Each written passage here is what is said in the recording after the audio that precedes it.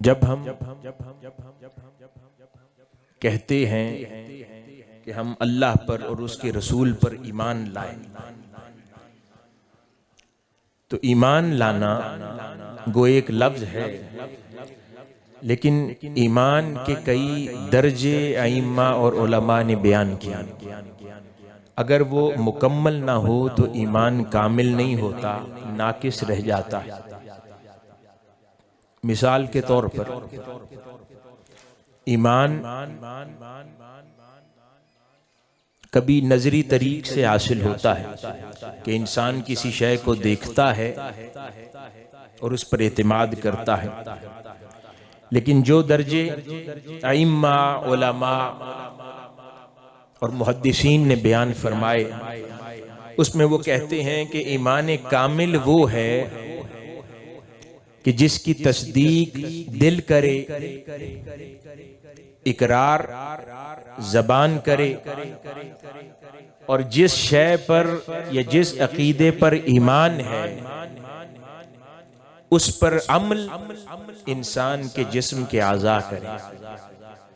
یعنی یہ تین چیزیں جب تک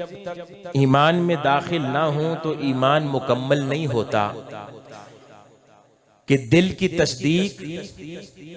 زبان سے اس بات کا اقرار، اور پھر دل کی تصدیق اور زبان کے اقرار پر بات ختم نہیں ہو جاتی، پھر تیسرا درجہ کہ جس شے کا اقرار کیا ہے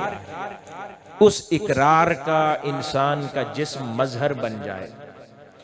اس کو اپنی زندگی میں عمل کے طور پر لے لے۔ تو جب یہ تین درجے پا جاتا ہے کسی کا ایمان تو اس کو کہتے ہیں کہ اس کا ایمان مکمل ہو گیا۔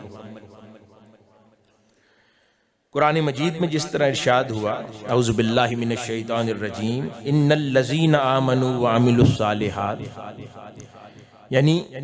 کہ بے شک جو لوگ ایمان لائے، اللہ پاک نے اس کے ساتھ عمل صالح کو جمع فرمایا، کیونکہ عمل صالح وہی ان باتوں پر جسم کے اعضاء کا عمل کرنا ہے، تو وہ شے عمل صالح بن جاتی ہے، اور ایمان